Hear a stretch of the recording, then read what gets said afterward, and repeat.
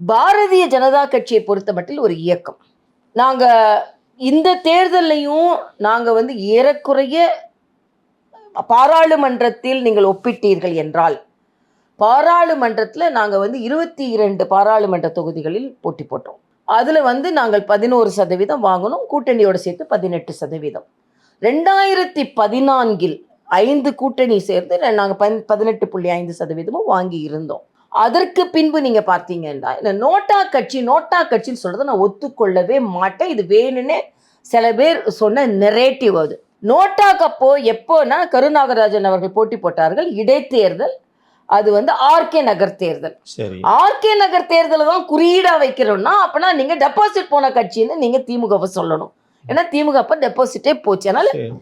ஒரு ஒரு குறியீடு இல்லாத ஒரு தேர்தலை வைத்துக்கொண்டு அதை வந்து நீங்க சொல்லிக் கொண்டிருந்தீங்க. அதனால நாங்க மரியாதைக்குரிய ஜெயலலிதா அவர்கள், மரியாதைக்குரிய கலைஞர் அவர்கள், அவர்கள மாதிரி பெரிய பெரிய தலைவர்கள் இருக்கும்போதும் பாஜக அவர்களை எதிர்த்தும் போட்டி போட்டோம். 3.5% வாக்குகளை வாங்கி இருந்தோம். இப்போ நீங்க எங்க நாராயண திருப்பதி அவர்கள் கூட ஒரு கணக்கை உங்களுக்கெல்லாம் சொல்லியிருந்தாங்க. பத்திரிகையாளர் சந்திப்பு சொல்லியிருந்தாங்க. இப்போ நாங்க வந்து 27 தொகுதி அப்படின்னு வைத்துக் கொண்டீங்கன்னா, ஏறக்குறைய 5 பாராளுமன்ற தொகுதி. 32ன்னு வச்சுக்கோங்க, 6 பாராளுமன்ற தொகுதி. ஆக 6 பாராளுமன்ற தொகுதிக்குள்ள 3.7% இந்த விஜயோட இன்ஃப்ளூயன்ஸ்ல கூட வாங்கியிருக்கிறோம். அப்படி பார்த்தீங்கன்னா, நாங்க வந்து ரொம்பயும் குறையவில்லை. தொண்டர்கள் பணியாற்றி இருக்கிறார்கள், கூட்டணி கட்சிகள் பணியாற்றி இருக்கிறார்கள். தோல்வி என்பதை நாங்கள் ஒப்புக்கொண்டு தான் ஆறோம். ஆனா நம்பரை கன்வெர்ட் ஆகல. இல்லையா, அதான் சொல்றேனே, அது அந்த பர்சன்டேஜ் ஏறக்குறைய அப்படிதான் இருக்கு.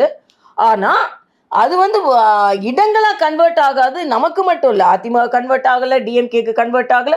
இந்த தேர்தல் சூழ்நிலையே வேறு என்னை பொறுத்த மட்டும்.